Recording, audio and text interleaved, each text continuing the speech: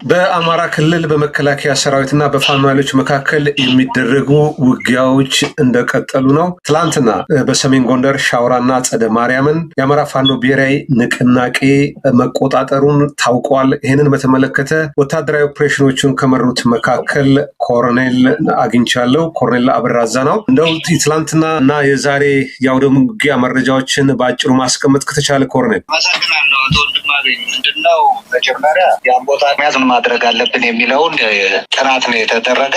ያው ወታደራዊ መሬት አቀማመጡን አጠናን። ከዛ በኋላ ምን ያክል የሰው ኃይል ምን ያክል የቡድን መሳሪያ እና የነፍስ ወከፍ መሳሪያ ያስፈልጋል የሚለውን ይህን ከተደረገ በኋላ አጠቃላይ ቦታውን ከበባ ተደረገ። አጸደ ማርያምን መጀመሪያ ነጻ ከወጣ በኋላ ቀጥታ ወደ ሻውራ ነው። እስከ 7 ሰዓት የጀመረ ውጊያ ከ12 ሰዓት ተኩል ጠላት ሰርቶ አዘጋጅቶ የነበረው ፎርቲፊኬሽን ወይም ምሽግ 2-3 ምሽግ ሰብረን የመጨረሻ በጠላት ላይ ከፍተኛ የሆነ ድል ተቀዳጅተናል። ከተማው በእኛ ቁጥጥር ነው። ህዝቡንም የማረጋጋት ስራ ላይ እየሰራን መጠናል። እኛንን አይዟችሁ ውጡ ከአሁን በኋላ ምንም ነገር የሚል ይህን ነገር እያስተላለፍን ከተማውን አጠቃላይ ተቆጣጥረን አሁን በጥሩ ሁኔታ ላይ ነው ያለን። ሌሊት 4 ሰዓት ላይ የምታውቀው የመረጠውን ህዝብ ወይም አማራን ለማጥፋት ጄኖሳይድ የሚፈጽመው የብልጽግና ፓርቲ ድሮን ጥሏል። በእኛ ሰራዊት ላይ ምንም የደረሰ ነገር የለም። ብሎ ባዶ ቦታ ላይ ነው ጥሎ። ከተማው ላይ ነው ድሮን የተጣለው ወይስ ከተማ ላይ ነው የጣለው? ከተማ ላይ ሌሊት 4 ሰዓት ላይ ድሮን ጥሏል። ያው የምታውቀው እንግዲህ ይሄ ምንድነው፣ እኔ የፈለገ የጦር መሳሪያ ብትይዝ ዘመናዊ የሚባሉ መሳሪያዎችን ብትይዝም ህዝብን ከያስ አታሸንፍም። ይሄን አልተረዳም፣ ይሄን አልተገነዘበም። ስለዚህ ከህዝብ ተነጥሎ ከህዝብ ውጭ ሆኖ ህዝብን እጨፈጭፋለሁ የሚል የመረጠውን ህዝብ እንትን የሚያደርግ ይኸው ሌሊት 4 ሰዓት ላይ ነው ድሮን አንስቶ የጣለው። ያው አሁን የምታየው ደግሞ የተለያየ ነገር የሚናገርበት ኤሊት የሆነ የኛ ዝግጅት አድርገን ጨርሰናል። ተዋጊ ወታደሮች፣ አየር ወለድ ኮማንዶ፣ እንደገና ቤተመንግስት የሚጠብቅ ሪፐብሊካን ጋርድ በእነኛ አማካኝነት ከሶማሌ እስከ ምጽዋ ድረስ የሚዘረጋ አድርጋ አፍሪካውያን እንኳን ደስ ያላቸው አለ። የፈለገ ዘመናዊ መሳሪያ ቢታጠቅ የመጠቀም አቅም የላቸውም። እነሱ ውስጡ ምስጢሩን ሁሉን ነገር ስለምናቅ ነው። የመጠቀም አቅም የላቸውም። ምንም ነገር የማድረግ እንትን ነገር የለው። ይኸው የአማራን ህዝብ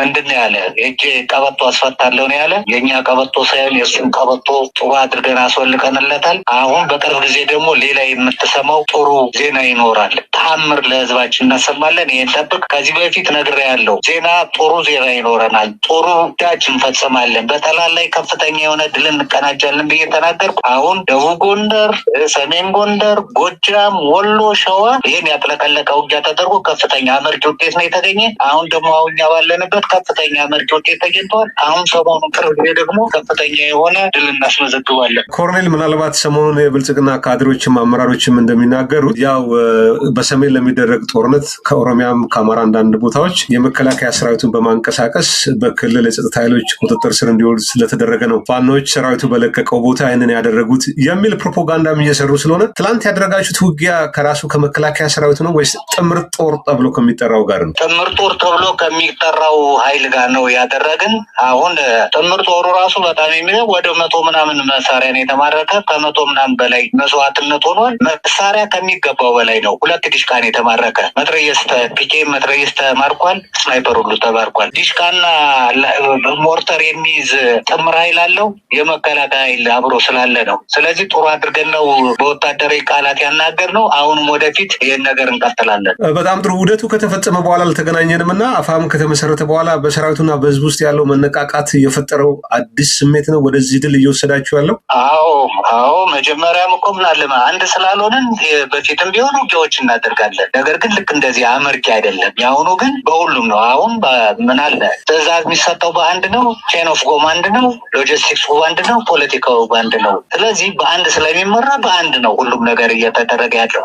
በፊት የምታውቀው ግን በተለያየ ጎንደር አሁን 2 እዝ ነው የነበረው። ይሄኛውም ሌላውም እዚህ ያዘል ይህም ሌላ ነገር ነው የሚያዝ ነበር። አሁን አንድ በመሆኑ ግን ውጤታማ ሆነናል። ሰራዊቱም ደስተኛ ነው። ህዝቡም ከሚገባው በላይ ደስተኛ ነው። ሻውራን ብቻ ነው ሌሎችም ከተማዎች ምናልባት መግለጽ ይቻላል በቁጥጥር ስር ያዋላቸው ቦታዎች? አሁን ይሄ ነው እኛ ስለዘገባችሁት እሱን ነገር እንትን አንልም ብለን ነው። ጋይንት ጀምሮ ደብረታቦር፣ ወረታ ምናምን የመሳሰሉ ነገሮች አሉ። በጎጃምም ብዙ ቦታዎች ቁጥጥር ተደርጓል። ሰሜን ሸዋን ተቆጣጥሯል።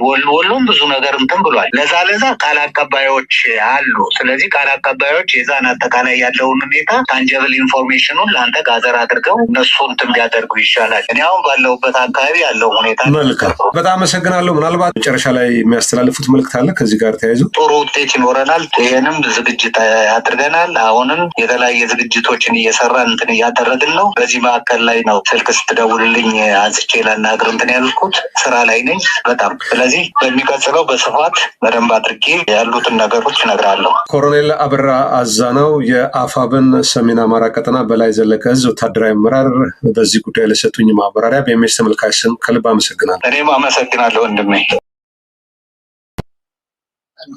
በአማራና በትግራይ ክልሎች መካከል አከራካሪ በሆኑ ቦታዎች ከትግራይ ክልላዊ መንግስት ውጭ በሆኑ ለብቻቸው በቀጥታ ለህዝብ ተወካዮች ምክር ቤት ምርጫ እንዲደረግ መወሰኑን የኢትዮጵያ ብሔራዊ ምርጫ ቦርድ ዛሬ አስታውቋል። በአምስቱ ምርጫ ክልሎች ሁመራ፣ አዲረመጽ፣ ኮረማፍላ፣ ጠለምትና ራያ አላማጣ እንደሆኑም ገልጿል።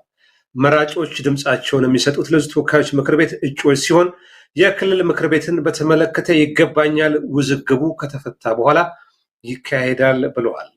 የትግራይ ፖለቲከኞች ይህንን በተመለከተ የተለያዩ ተቃውሞ እያቀረቡ ነው። ከነዛ መካከል የትግራይ ክልላዊ ጊዜያዊ አስተዳደር ባወጣው መግለጫ ቦርዱ በትግራይና በአማራ ክልላዊ መንግስት መካከል አከራካሪ ናቸው ብሎ የጠቀሳቸው ቦታዎች ዘንድሮ የሚካሄደው ምርጫ ለብቻቸው በቀጥታ ለህዝብ ተወካዮች ምክር ቤት ብቻ እንዲደረግ የፌዴሬሽን ምክር ቤት መወሰኑን ተቃውመዋል። የፌዴሬሽን ምክር ቤት ውሳኔ በማክበር አከራካሪ ተብለው በተቀመጡ የምርጫ ክልሎች ህግና ስርዓት ጠብቆ እንደሚያካሄድ ይፋ ባደረገው ደብዳቤ ማስታወቁን የትግራይ ክልላዊ መንግስት ገልጾ ምክር ቤቱ ውሳኔውን የሚያስከትለውን አደገኛ መዘዝ ግምት ውስጥ በማስገባት በአስቸኳይ ማረም አለበት ሲሉ ጠቅሷል።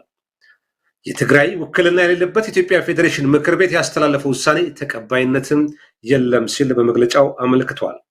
አካሄዱ የፌዴሪ ህገ መንግስትና የፕሪቶሪያ የሰላም ስምምነት የሚጥስ አደገኛ ውሳኔ ሲል ተቃውሟል። የጠቅላይ ሚኒስትሩ የአፍሪካ ቀንድ አማካሪ የሆኑት አቶ ጌታቸው ረዳ ቦርዱ የዚህኛው ደብዳቤና ደብዳቤው መነሻ አደረግኩት የሚለው የፌዴሬሽን ምክር ቤት አፈ ጉባኤ ደብዳቤ የሀገራችንን ሰላም የበለጠ ከማወቅ ውጭ ሌላ ትርጉም አላቸው ብዬ አላምንም ብለዋል። ውሳኔው የማይታረም ከሆነ የእሳቸው ፓርቲ ስምረት መሆኑ ነው ራሱን ከምርጫ እንደሚያገል አስታውቀዋል። አረና ትግራይም ሌሎች የትግራይ ፓርቲዎች ይህን በመቃወም መግለጫ አውጥተዋል። ይህንን አንድምታ እንዲፈትሹልን ከአዲስ አበባ አንጋፋው ፖለቲከኛና የፖለቲካ ተንታኝ የሆኑትን አቶ አበበ አካሉን አግኝቻለሁ። አቶ አበበ ስለ ጊዜ አመሰግናለሁ። የፌዴሬሽን ምክር ቤት መሰረት አድርጎ ቦርዱ ዛሬ ያወጣውን መግለጫ እንዴት ተመለከትከው? መሬት ላይ ግራና ቀኝስ ህዝቡ ምን እያለ ነው? አቶ አበበ። ወንድማገኝ አመሰግናለሁ። ጥቂት ሰዓት መሰጠኝ ይመስለኛል። በዚህ ጉዳይ ላይ ቀላል ጉዳይ አይደለም። ይሄ መንግስታችን እንደ ፔንዱለም እንደ ዥዋዥዌ ወዲያና ወዲህ ያጫውተናል። የዚህ የወልቃየት ጉዳይ የዚህ የአማራ ክልል ጥያቄና የትግራይ ክልል ጥያቄ ያለበት ኤሪያ ጉዳይ ከባድ የፖለቲካ ቁማር አንተም ጋር አውርተናል። በእውነት ነው የምልህ በጣም የሚያስደንቅ ነገር። ጠቅላይ ሚኒስትር አብይ አህመድ በራሳቸው ጭንቅላት ላይ እሳት እያነዱ ይመስለኛል። አሁን ባለፉት ሳምንት እየተቋረጥክ ነው አቶ አበባ አለ መስመር ላይ። ክቡራት ተመልካቾች አሁን ይሰማል። ቀጥል። ተቋርጠ ነበርሽ። ይኸውልህ ይሄ ቶታሊ ልዩ ቁማር ነው፣ የጆከር ነው፣ ካርድ ነው። ለዚህ መንግስት ስፔሻሊ ዶክተር አብይ አህመድ መንግስት ካርድ ነው። ካርድ እየመዝኑ ቁማር የሚጫወቱት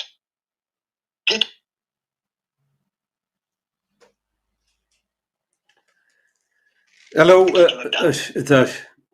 ድምፅ እየተቆራረጠ ነው። ቀጥል። ይሰማል? አሁን ይሰማል። ይኸውልህ ጌታቸው ረዳ ባለፉት የጦርነት ዘመን ላይ ከህወሓት ጋር በነበረው ጦርነት ጠቅላይ ሚኒስትሩን ድንቅ ፖለቲከኛ ብሏቸው ነበር። ዛሬ ደግሞ ጌታቸው ረዳ ድንቅ ፖለቲከኛው ነበር። በራሱ ጊዜ በጣም በሚገርም ሁኔታ በዚህ ፍጥነት የፌዴሬሽን ምክር ቤት ያወጣውን እንትን ምርጫ ቦርድ ሲያወጣው በዚህ ፍጥነት ጌታቸው ረዳ ስምረት ፓርቲ ይሄ እንትን የማይቀለበስ ከሆነ አልወዳደርም ምናምን። ጌታቸው ረዳ የሱ ፓርቲ ተወዳደረ አልተወዳደረ፣ ምርጫው አስገባ አልገባ፣ ምንድን ነው ለኢትዮጵያ የሚፈይደው ነገር? አየዋደል ድንቅ ፖለቲከኛ ራሱ እንደሆነ ጭምር ሌላውን ጠቅላይ ሚኒስትሩን ድንቅ ፖለቲከኛ ሲል ነበር የቀረው። አሁን እሱ ነው ድንቅ ፖለቲከኛ ለኔ። እንደው ምን ፈልጎ ነበር? አየህ የዘር ፖለቲካ አልጋ ላይ ይወጣል ያለው አንዱዓለም አራጌ ለዚህ ነው አልጋ ላይ ወጣው። የምስራቅ አፍሪካ አማካሪ ተደርጎ የተሾመ ሰው፣ ያን ያክል ዋጋ ያስከፈለ ሰው ዛሬ በወልቃይት ጉዳይ ላይ እኛ 5 የምርጫ ክልሎች በዚህ ክልል ይሁን አላለም ምርጫ ቦርድ። በርግጥ እንትንም ጭምር እሱ ተው ቁማር ነው ብያለሁ። ለዚህ መንግስት ጥሩ ቁማር ነው። ሁመራም አዲረመጽ በነገራችን ላይ አሁን አንተ ጋር እያወራው ልኬ ላለው አንተ የዛሬ 40 ምናምን ዓመት የተነሳ ካርታ እጄ ላይ ነው ያለው፣ እያየሁት ነው። እዛች ትንሽ ቢሮ አለች ቤት ውስጥ። አዲረመጽ ወልቃይት ነው። ኮረም፣ ኦፍላ፣ ጠለምት፣ ራያ፣ አላማጣ እነኝህን ምርጫ ክልሎች 5ቱን ለፓርላማ ይወዳደሩ የሚለውን ሀሳብ ስናነሳ በኢትዮጵያዊነት ፓርላማው የኢትዮጵያ ነው። የክልል ምክር ቤት ላይ ያለውን እንትን ህገ መንግስቱ ላይ ውሳኔ ሲሰጥበት ሲፈታ ችግሩ ነው የሚለው። ይሄም ቢሆን ጥሩ የቁማር መጫወቻ ሆኖ ለብልጽግና ፓርቲ ቆይቷል። ጠቅላይ ሚኒስትር አብይ አህመድ የሚመሩት ብልጽግና ቁማር ነው ሲጫወታ ያለው ኢትዮጵያ ህዝብ ላይ። ከ1 እና ከ2 ወር በፊት የዚህን የወልቃይትን ጉዳይ አስመልክቶ እነኚህ ቦታዎች ጊዜያዊ አስተዳደሩ ከስልጣኑ ይነሳል የሚል አቶ ጌታቸው ረዳ አናፍተውት እዛ አካባቢ ያለው ማህበረሰብ ደግሞ አክፎ ነበር። አሁን ደግሞ ዛሬ በሚገርም ሁኔታ የፌዴሬሽን ምክር ቤት የወሰነው ውሳኔ እነኛ 5 ምርጫ ክልሎች ይወዳደሩ። እኔ እንደተረዳሁት የፌዴሬሽን ምክር ቤት ውሳኔ ወይ ምርጫ ቦርድ ያወጣው የአማራ ክልል ይሁን አላለም ብሎ እንደሆነ አላውቅም፣ ይቅርታ አድርግልኝና አላለም። ነገር ግን እነኛ 5 ክልሎች የፌዴሬሽን ምክር ቤቱ ማነው የፓርላማው የአማራ የኦሮሞ ምናምን አይደለም። የለም እንደዛ የዘር ፖለቲካ የለበት። ዘራቸውን ቆጥረውን ተዋድረው ይመጡ የፓርላማውን ግን አገራዊ ጉዳይ። አቶ አበበ ግን እዚህ ላይ ምናልባት ያው አሁን የብልጽግና ከፍተኛ ባለስልጣናትን ካድሬውም የሚዲያ ሰራዊት ሚሊሻ የሚባለውም ከኤርትራ መንግስት ጋር እንደውም ህወሓትን ለአንድና ለመጨረሻ ለማደቀቅ የሚል ከፍተኛ ወታደራዊ ዝግጅት በሚያደርጉበት ሰዓት ጽምዶ የኤርትራ የህወሓት ምናልባት የፋኖ ኃይሎች ጥምረት ፈጥረው እኛን ያጠቃሉ በሚል ስጋት ይሄ የወልቃይት አጀንዳ እሳት ነው፣ የራያ አጀንዳ እሳት ነው፣ ብዙ መስዋዕትነት የተከፈለበት ነው። ይህንን እንደ አዲስ ቆስቁሶ ላለፉት 3-4 ምናልባት ጠቅላይ ሚኒስትሩ ባጀት በመከልከል ለህወሓት አጋርነታቸውን ሲያሳዩ ነበረ። ያው ወልቃይት፣ ሁመራ፣ ጠለምት የመሳሰሉት የአማራ ክልል ከራሱ ባጀት ቆርሶ ወደዛ ሲያስተላልፍ ስለነበረ፣ በሌላ መልኩ ደግሞ አስተዳደሩን የሚቆጣጠሩት ወልቃይት እና ሁመራ በአዲሱ አስተዳደር ደምለው ናቸው። በአማራ ክልል ውስጥ ነው። በአማራ ክልል የወልቃይት ጠገዴ፣ ጠለም ተብሎ ነው የሚባለው።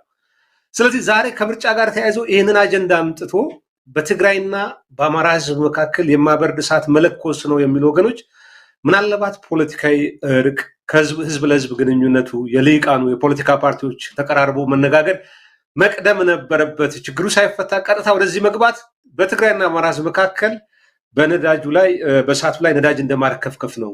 እቺ በብልጠት የተሞላች የሴራ ፖለቲካ በተለይ ወደ ብልጽግና ደግሞ መጫወቻ ካርዱ ነች የሚሉ ወገኖች አሉ። ወደ ሌላ ግጭትም እንዳያመራ ይሄንን በማጤን እንደው ምናልባት መልእክትም ካለ ይኸውልህ ወንድም አገኝ የወልቃይት ጉዳይ ጥሩ ካርድ ነው የተመዘዘው ለብልጽግና። በጣም የሚያሳዝነው የወሰንና ማንነት ኮሚሽን ጠቅላይ ሚኒስትር አብይ አህመድ ስልጣን ከመጡ በኋላ ተቋቁሞ ነበር። ምንም ሳይፈይድ አንድም ነገር ሳያደርግ በጓሮ በር ነው የፈረሰው። ሁልጊዜ ይናገራል።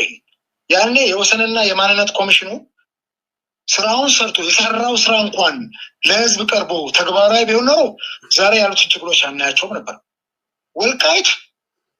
የወልቃይትና የሁመራ ጉዳይ እጅግ በጣም አደገኛ እንደሆነ አማራና ትግራይን እንዲያቃጥር ሆን ተብሎ የተፈጠረ አጀንዳ ሆን ተብሎ ከማጀምሮ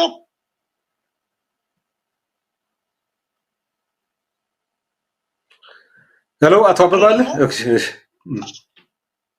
ሰማለሁኝ ሰማኛል። ሆን ተብሎ ከሚለው ተቋርጦ ነበርና አማራንና ትግራይን ህዝብ ሁለቱም ብሔረሰቦች ሆን ተብሎ ሰሜኖቹን በማጋጨት የራስን ስልጣን ለማራዘም የተደረገ እንጂ ይሄ ችግር ይፈታል እኮ። ሁሉም ኢትዮጵያዊ እኮ ናቸው። በኢትዮጵያዊነት የምናምን ከሆነ በጣም አመሰግናለሁ አቶ አበበ አካሉ። ምናልባት ስልኩም አስቸግሯል። በመደበኛ ወይም ስልታዊ ላይ ዘርዘር ያለ ማብራሪያ ይዞ ይመጣል። እስከዚያው ምናልባት ከሰማኸኝ በጣም አመሰግናለሁ አቤ።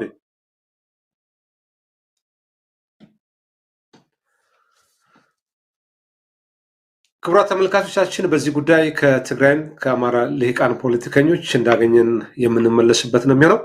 በተለይ የፌዴሬሽን ምክር ቤት የፌዴሬሽን ምክር ቤት ውሳኔ ተከትለው የኢትዮጵያ ብሔራዊ ምርጫ ቦርድ ዛሬ ያወጣው መግለጫ በትግራይ ልሂቃን ፖለቲከኞች፣ የፖለቲካ ድርጅቶች ቁጣን ቀስቅሷል፣ አነጋጋሪ ሆኗል።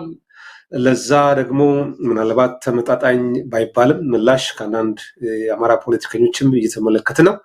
ይሄ ወዴት ይወስደናል የሚለውን በዝርዝር በስፋት በመደበኛው የሚስልታው ላይ የምንመለስበት ይሆናል።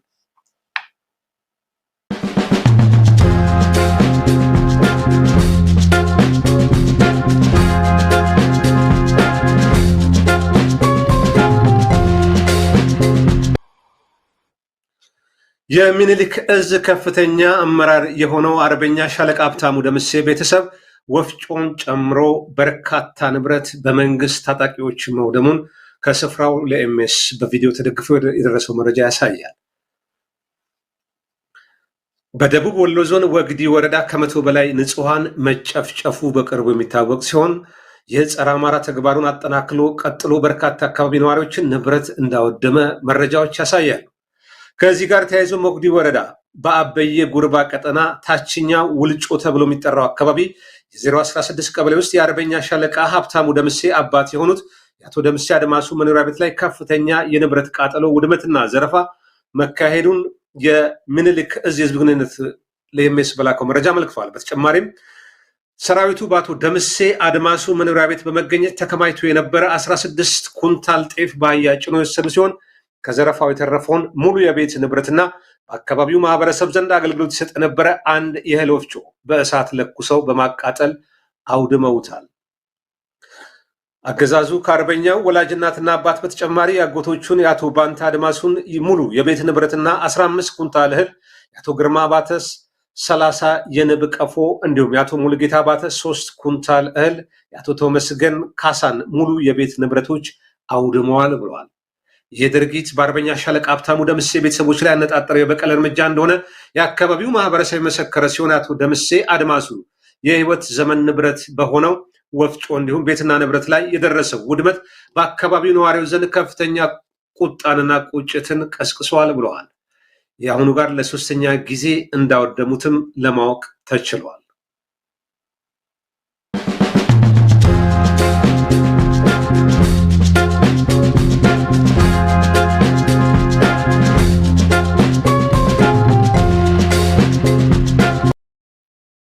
ክቡራትና ክቡራን ተመልካቾቻችን የዕለቱ ኤምኤስ ዜና ይህንን ይመስል ነበር። ዜና ወደ እናንተ ማድረስ ወንድማገኝ ጋሹ ከለንደን፣ ቴክኒኩን በመምራት ሰውነት ተመስገንና ሱራፊል ትእዛዙ ከዋሽንግተን ዲሲ ስቱዲዮ አብረውን ነበሩ። አብራችሁን ስለነበራችሁ ምስጋናችን ከልብ ነው። ከጥቂት ደቂቃዎች በኋላ መደበኛ ኤምኤስ ዕለታዊ በምርጫ ቦርድ የዛሬ ውሳኔና በትላንትናው የሰሜን ጎንደር ድል በተመለከተ ከጋዜጠኛ ዘውዱ ጋር እንመለሳለን። እስከዚያው ሰላም።